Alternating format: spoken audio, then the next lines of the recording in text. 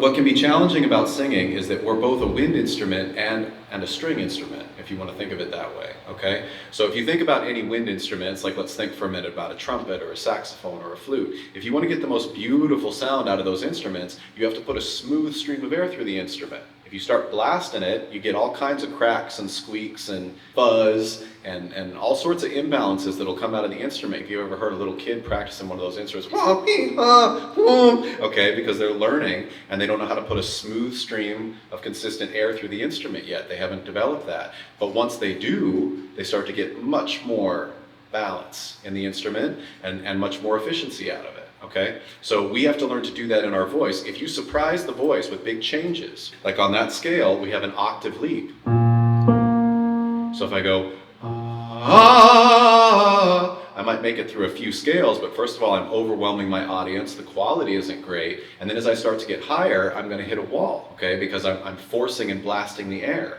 So we've got to start to learn to sing with an even volume and a smooth stream of air, especially through large leaps in our voice. And then like we said before, it's not just that we're wind instruments, we're also chordal instruments or string instruments. So our little vocal cords are coming together miraculously to make all these different pitches, and they're trying to keep an even vibration. So that's where we need to also look at balance of chord function, the chord compression, and again, not overwhelming them so that they can lengthen and thin out or thicken up and shorten as we move up and down in the pitches, and they can give you a consistent vibration. So you're trying to balance two coordinations. So be careful with that. Let's try just a couple more, and I want you to think about that. There's a couple of strategies you can use. The first one is feel the high note first. Like say, ah, and feel the position that your vocal tract takes. Now, if I fall on the low note and I go, then it feels like I have to shift to get the higher note. And I surprise the instrument. But if I breathe the high note, and I'm already feeling, and then I start there,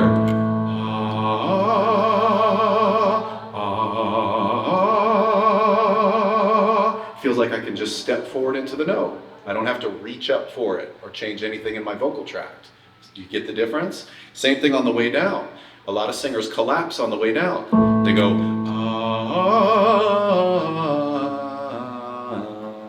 okay, we give all the credence to the high note, and then we just get lazy on the way. Oh, I'm done with that high note, I can just let go. Okay, you're not getting any kind of even quality as you sing.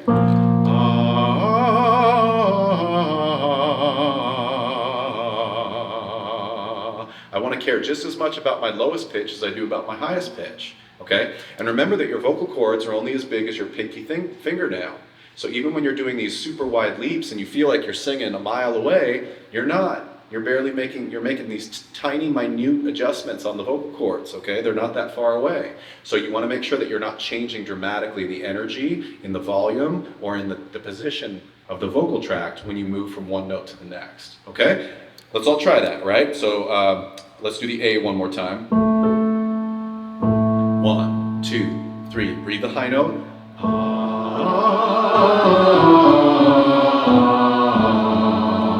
Good. Let's do something just to cover all the ranges here. Okay, again, let's feel that top note first. Good.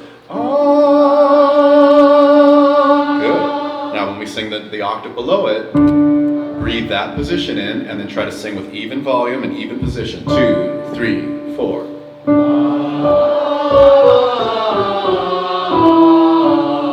Much more successful, okay? Now let's say that we've crossed our bridge and we're getting into this kind of tricky mid-resonance again, right? So I'm up here now. So this again is where a lot of singers are going to want to kind of bulldoze the energy because they think they need it. They think they have to do something Herculean and go like, to get that out, or they're going to get, right? And they feel like they're stuck between those two. What I want to do is find an even volume, like I'm going to blow that through a saxophone, and then I want to really lean in on that chord function. So if I'm trying to use less push, and then my chords fail, I need to use a device that keeps the chords phonating, and that's our creaky cry exaggeration. So one more time, like the creaky door, say,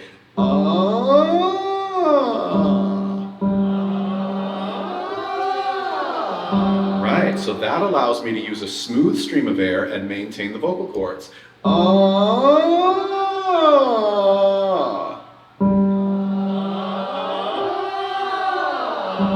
Right, and And then if I sing through, this is me exaggerating, but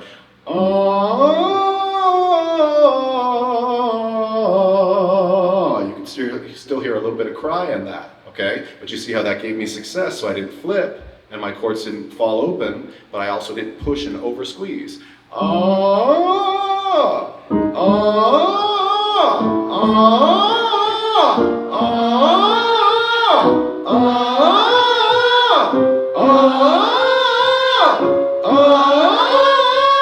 Kind of amazing, right? Okay, so some of the greatest singers of all time talk about how good singing is like crying on pitch.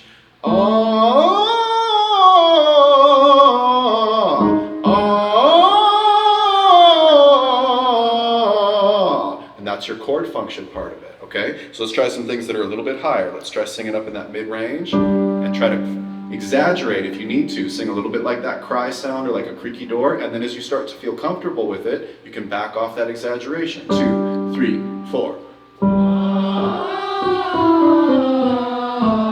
Good.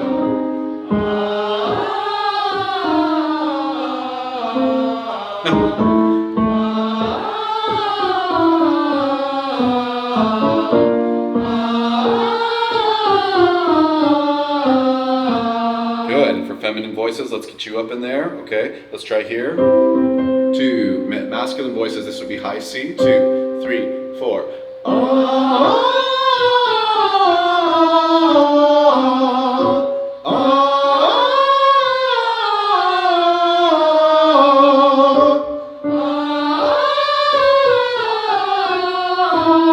Even volume.